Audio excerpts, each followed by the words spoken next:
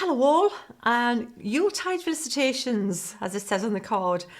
Thanks for joining us for the Craft Stash and Family YouTube hop. And I haven't hopped that much on YouTube, so I'm hoping you have. Basically, what you're going to do is we're all bringing our favourite Christmas products and projects to share with you. We thought it would be a nice thing to do, you know, get into the spirit. And so you can just hop from one video to the next, and all the videos, it will be in the description. So have a little tootle along and you know, have a little bit of a nice festive crafty play along with us. And also remember, if you would like to comment and subscribe, you will be in for a draw for £25 worth of Craft Stash vouchers. So worth doing that. That would be fab. So this is what we're looking at is the one of my favourites. I love the Midas Touch because it's a nice size based around A6 cards, and it's in two parts. The stamps, they come in two parts. Let me show you. Like this. So you've got your main image, and then you've got the background that gives you this fabulous embossed effect. So instead of having to mask and do all of that, you can literally do it with just the two stamps. So what I'm going to do is, this is Debbie's gorgeous card, poinsettia, that normally you think red, and as you do, but she's coloured it in blue, and I think it's just so pretty. So I have a different formatted card that I'm going to put together with you, but we're going to colour this together using watercolour pencils, and I'll show you how the whole of the Midas Touch works. So first thing, we need a piece of card, and a piece of card bigger than you are going to finish up with. So, you know, most of the time I don't use the little bits. If I've got an A4 bit of card, I hardly ever keep the little bits. So I usually cut it in half, and then, you know, and I'll use like the two halves. So I've cut half a piece of A5. A6 card, so I've got A5 bit of card in essence here, and the reason I'm making it bigger than I normally would is because what you can do is you're going to put your stamp down like that, and you're going to stamp the main image, and then you're going to place this, and you're going to find which way it goes on the image, and you're going to pop that over that. Now, it doesn't always sit straight parallel on the card. In fact, if I look at this, it's a little bit at a quirky angle. I think it's like that. Can you see how it's slightly tilted? It's not straight like that. So I think that's the way I need it to be. So I'm going to pop that on there, and I'm going to ink it up using the VersaFine Clay in the Morning Mist, because I don't want it to be too dark. I want this to be nice and the detail there, but I don't want it to overpower the image, because I would like the colouring to be more prominent than the line. So going ahead and just making sure I've got all of this image transferred with my bendy thumbs. I think I've got bendy thumbs. It's not that easy with bendy thumbs, I have to tell you. Yep, a little bit there, to press a little bit more there. I'm scanning it, I'm scanning, I'm happy, I'm good, right. First bit done, jobs are good, and we'll put that to one side. Now, next bit, really important. With the VersaFine Clay, it's oil-based. It's going to take a while to dry. You need to heat set this, because a stays-on patchy is easier for this because it's solvent-based and it dries immediately. The problem being that I don't want the embossing powder to stick to this bit, and it will. It has. I'm telling you from experience. So let's try this quickly, and then hope that the anti-static bag will also protect it.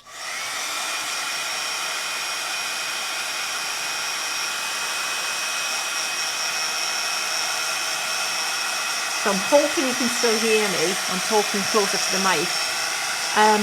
It really is important that this is not at all damp, this ink, and it's hard to tell. That embossing powder really does want to cling to this ink, so I am spending a bit longer making sure, hoping this is set, this is dry, because I only want that embossing powder to stick to the background. What I could do to make sure that doesn't happen is I could colour this in, then put the embossing powder on. That's also another option. But let's do it this way. And then we're done with the stamping. Dry the back.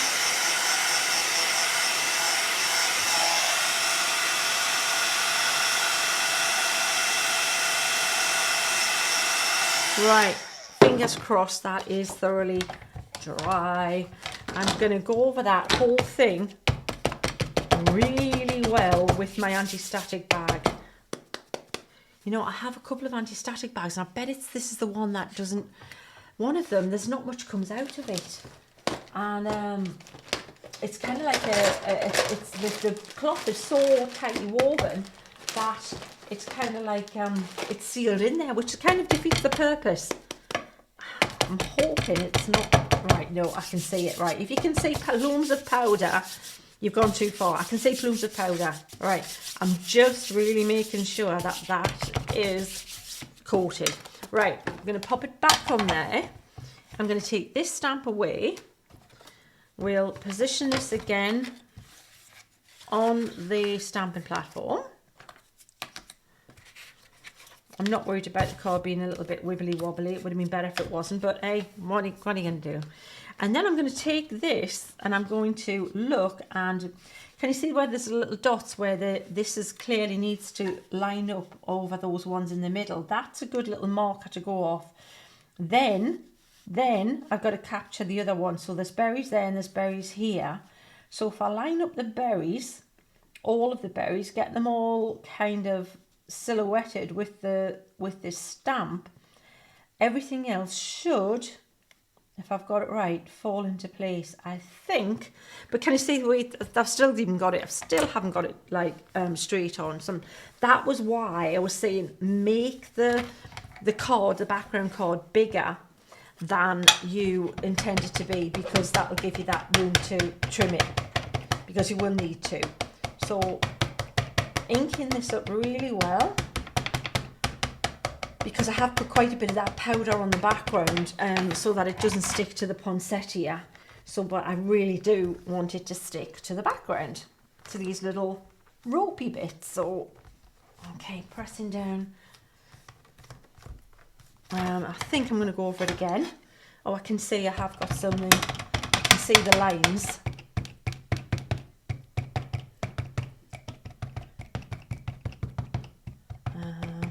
Okay, let's go over it one more time, just to make sure we've got that, and hope the embossing powder wants to just play around the outside. And that's all that, you'll find that out. If there's a little bit clinging, you can just tidy it up with a dry brush, but we don't want to have to, you know, brush the whole of the flower if possible. I'll pop that to one side and we'll sort that out later. Let me get my piece of card for the embossing powder, and this is where we'll find out how much we have that where we don't want it to be. Still clinging to a little bit of the flower.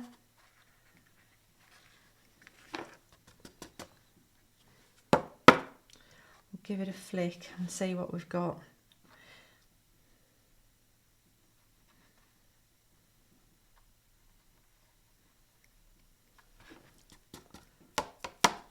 Right, so we definitely want it to cling around these bits here, but not so much on our flower. We'll give that a heat with the embossing tool and see what we have there.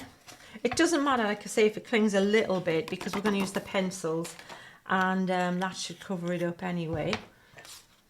But let's just heat that. So this bit in the middle, we definitely want that. And it just, and again, it might not be exactly on the top, but it's close enough. Yep, we got them. Very fabulous.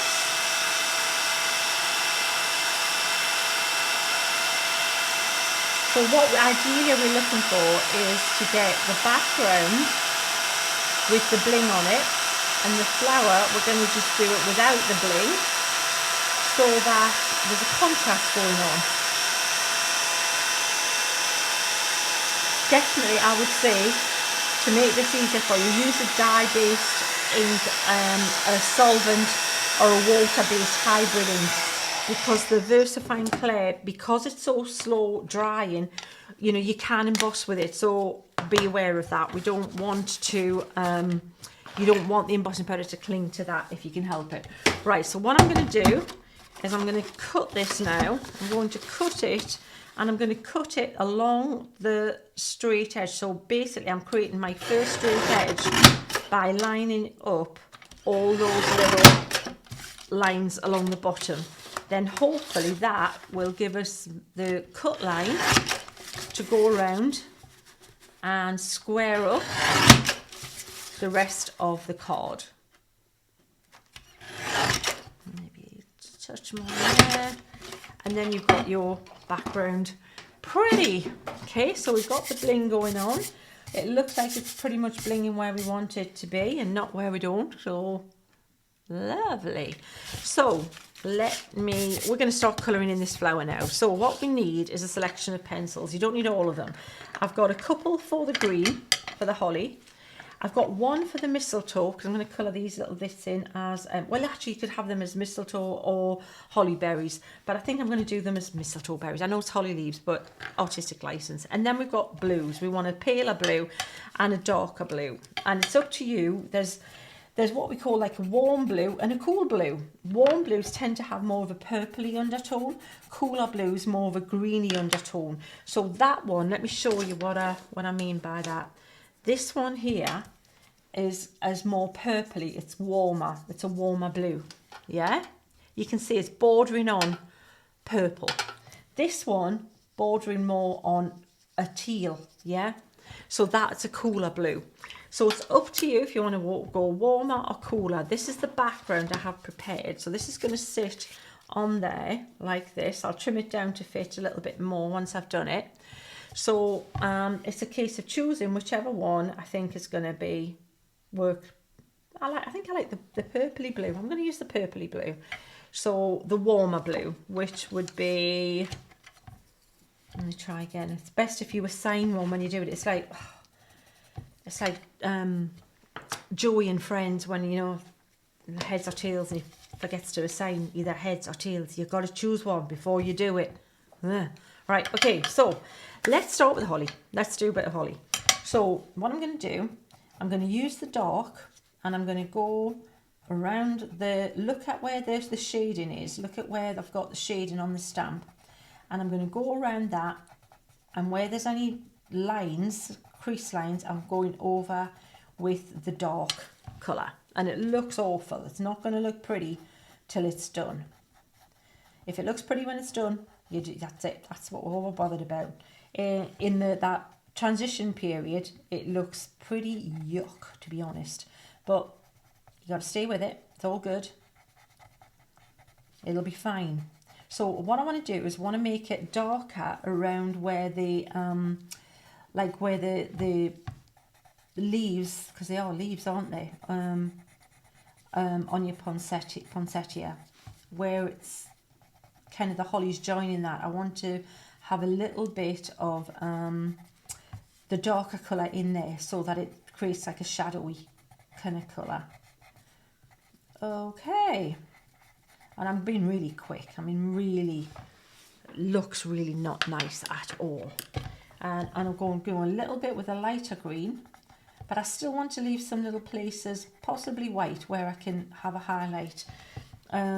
With watercolour and watercolour products, it's easy to lose that white. It happens. But, you know, if you want to put a highlight in there, if you've got some white gouache, if you've got white ink, then you can put it back. So, looks pretty awful, but this is where the fun bit happens, the magic bit. Just a little bit of water, not too much. Always take the excess off your brush when you're working with it and just work around like that. And hopefully you'll have a pretty holly leaf coloured in to start with. Fab. Right, now if you want to add a little bit of a highlight to it and you've lost it, you think, oh, it's a little bit too green, I want a little bit lighter, you can wet it and blot it and pick a little bit of colour up like that, and then you'll get a highlight on the leaf. So have a piece of tissue ready and blot it if it's gone a little bit too. Now the other thing is, if I want to add a little bit more of that green now, the lighter green, because I think I've got too much of the dark green on there, scribble on a piece of card and then pick it up like that, because if you go on straight onto your holly leaf now with the pencil, it'll grab the colour and it won't blend nicely. It'll just go into the core fibres of the card and you're not getting any nice subtle blending. It'll be stuck in there, and what you've got is what you're getting. You're not going to be able to change it in any way. So just by doing that, or you can dry it and then add a little bit more colour that way. But if you put watercolour pencil on top of a wet area, you're always going to get grabbing the colour, and that's when, if you've used them before and you think, oh no, these aren't as easy, that's possibly why. That might be what happened, is it's just grabbed it and you've lost that ability to blend it in a more subtle fashion. So just have a little bit of play, and again you can pop a little bit of white on there later, go over with a white pencil if you want to do that. Now the next colour, I'm using this kind of beigey colour, and I'm just going to go around just the outside of these berries here, just around the outside, and then I'm going to blend them just a tiny little bit. Now you could come back and put a darker colour in there, but I don't think we want to. We want to keep it really, really subtle. Now at the minute it's looking a bit out of sync because the flower's just so white, and the camera's having trouble focusing on it as well, I can see, but yeah, that'll be fine. Okay, so we're going to take let's start with the darker colour. Was this one? I keep mixing them up again. And you actually, you know, really, if you're clever, you might not even need more than one colour, because basically this is watercolour. This is concentrated watercolour pigment inside the core of these pencils. And with watercolour, to get shades of any colour, all you do is you vary the amount of water. So if you want a paler, more pastel version of this blue, you just add more water. If you want it more intense and stronger, you apply more pigment and less water. And that is in effect what I'm doing now. Scribbling pure pigment down where I want it to be, have some creases in the leaves, like this. See, there's shade in there, so follow the little bit of clues that I've given you on the petals, pop that on there. And now we'll try just colouring that, just using the one colour. If you want to come back and add another colour, we'll do that, and we'll go over the top of it once we've done this. But start with the one colour. See if you can get away with looking cool just with the one. And what we're trying to do, we're trying to have a little bit of light and shade on this area here. So we want, see, that's nice there, we've kept that lighter there, we've got a little bit here, and again, if you're losing it, you can always just blot it. So I've left that, but I don't want it pure white, I just want it a little bit lighter. So we've got a nice contour on that. It's a lovely blue, I'm liking that one. You know what, I'm not even going to use that one blue, that's it, I'm going to stick with that. So look, we're going to go, because this is where it's kind of like there's creases in these leaves like this, and you can also see where I've got cross hatching, because where this leaf is underneath that one, there's going to be shadow, so it's going to be darker. So go across quite heavy with your pencil. This is again where good quality watercolour pencils come in, because you don't put as much on, you don't have to scribble over as much of an area.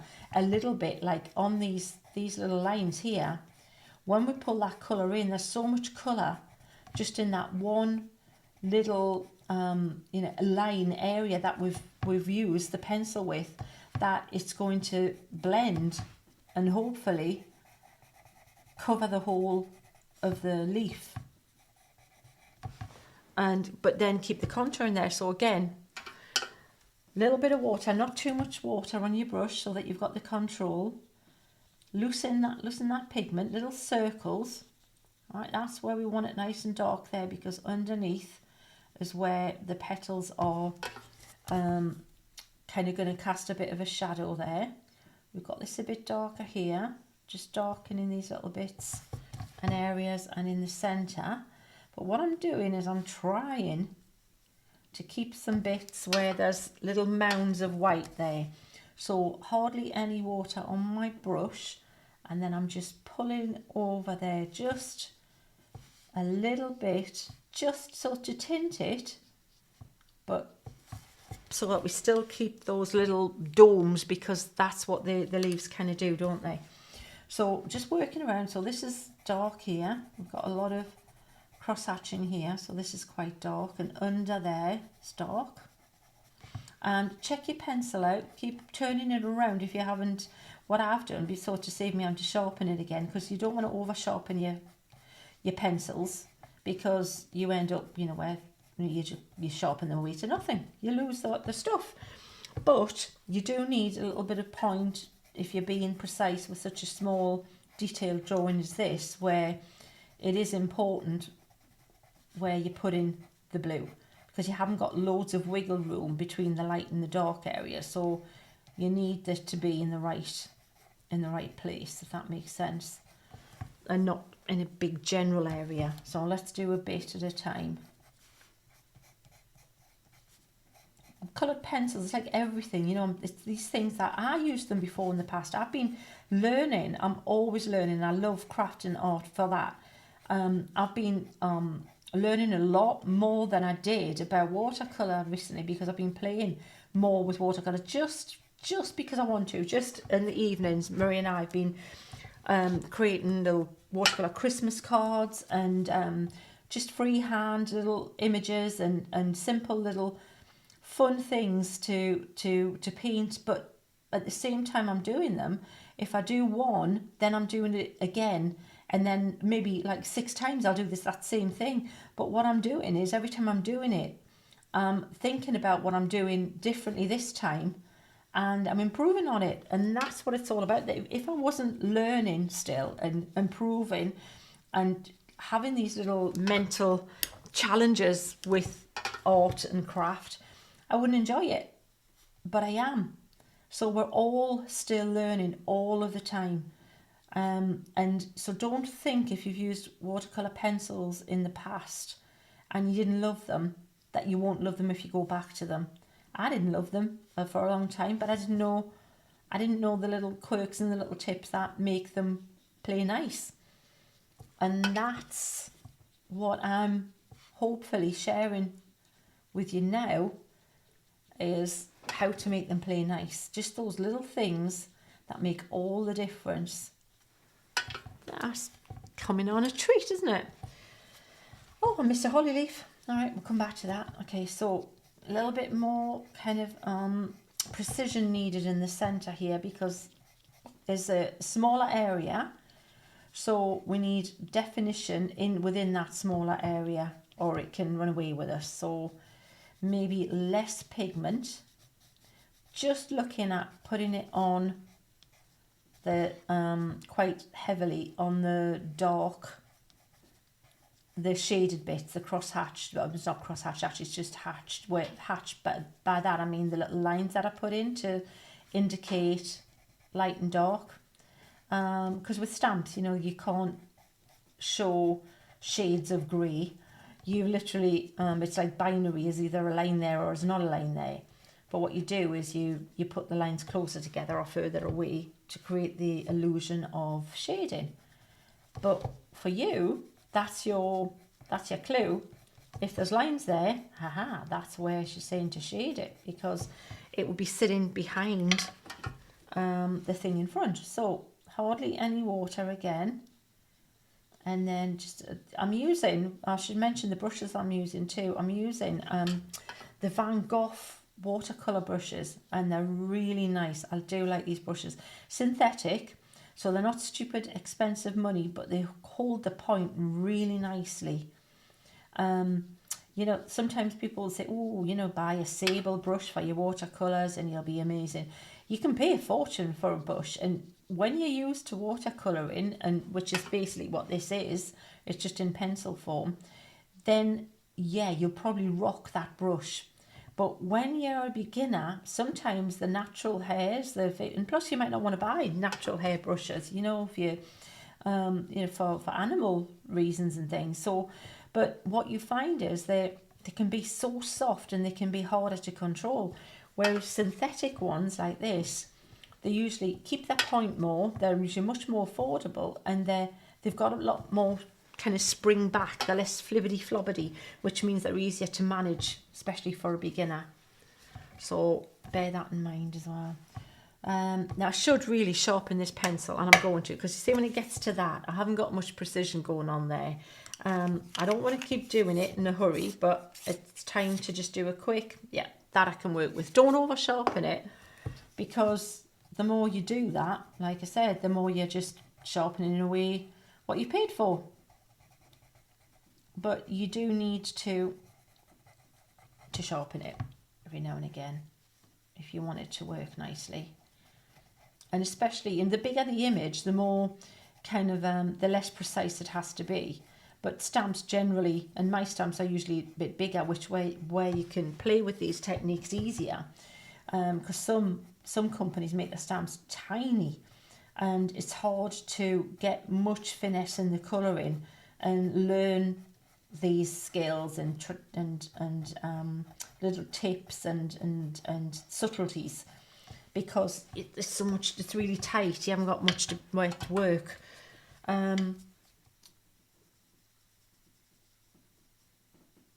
So again, just going around those little, and I love this. I just never tire of seeing how that pigment, and the good quality pigment, I haven't even mentioned the pencils I'm using. They're the Faber-Castell. You'll know that's the ones I'm always using.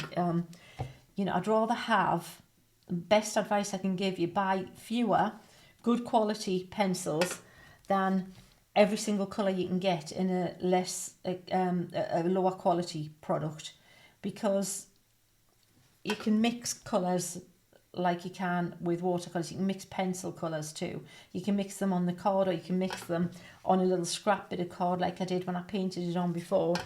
But you really, the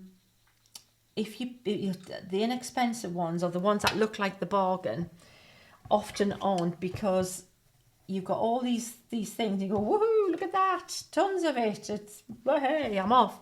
And then you realise that there's no pigment there. You're doing a lot of this stuff and it's just disappearing. And that's because they look good in the tin and in the pencil, but then when you go to use them, you realise there's very little pigment there. Because, you know, they can use things like fillers too, a little bit of pigment, a lot of bulking agent to make it look like a go further, because that's where the money is in the pigments. So that's where when you get an artist quality, you're getting not only the intensity and the strength of pigment, but also better light fast. Having said that, even the student quality watercolours and paints are usually so much more light fast than dye-based products, which we use in crafting a lot. It doesn't mean we're not going to use them, because they're fabulous and fun and vibrant, and we can do things with them. By that I mean, you know, your distressings, your other inks that you blend and with, which is funny. I should say that, because I'm just about to get one. Talking away, you might hear me go a little bit quieter, because I've spun around and I'm looking at my distress inks, and I'm picking out a blue, and I think I'm going to go Stormy Sky, because I don't want it to be too bright, this background. I want it to mute it down a little bit, but by putting a little bit of this around the outside, hopefully it'll show up a little bit more of the bling. So I don't want to compete with, like I say, my main image, the star of the show, which is that lovely poinsettia, but I want it to have a little bit of a tint in the background, a bit frosty, and it shows the bling up then. And obviously the bling, as in the embossed area, it repels the water-based, the dye-based ink, so you can just go straight over the top, and you won't dull the shine on your embossing powder. Much makes it easier to do afterwards. And you can get that little bit of that little vignette look. I should mention the card as well as the card I'm using is the, I'll tell you this, it's that one, the watercolour white card. That's what you're looking for, great card. That's my favourite. So now we have this really pretty image done there, and it's up to you how much or little you bling it up, but I thought we would stick it on this here like that. Oh, I just realised I do need to trim that down a little bit. So hey, you get to see me trimming card, how exciting. Just a little bit off there. I think, is that fitting in there now? Tiny weeny touch. I'll take it off the top bit. And these are all the frames that are released in this collection too. So everything goes with everything else. So this can stick on there like this. Pretty. Glue. Hello, glue. Where are you? There, glue. Got it. Got it. No panic. We're good. Okay. A little bit of glue.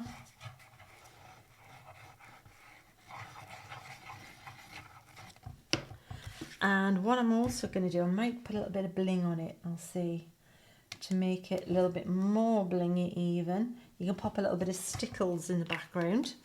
So a clean bit of paper. I don't know about you, but everything ends up under the desk or on the floor. So line that up. Try not to get my head in the shot.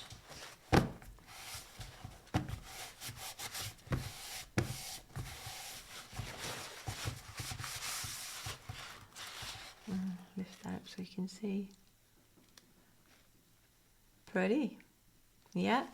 And then we've got a season's greetings, so we can pop on there just like this. But mentioning the bling, if you want, you can add a tiny little bit of dots of bling. Where the dots are on here, you can just do little tiny little dots now and again. It'll give it a bit more special sparkle, but that means I'm just going to lay that season's greetings on so you can see what it would look like, because obviously I can't stick it on if I've got wet glue, which will now need to dry.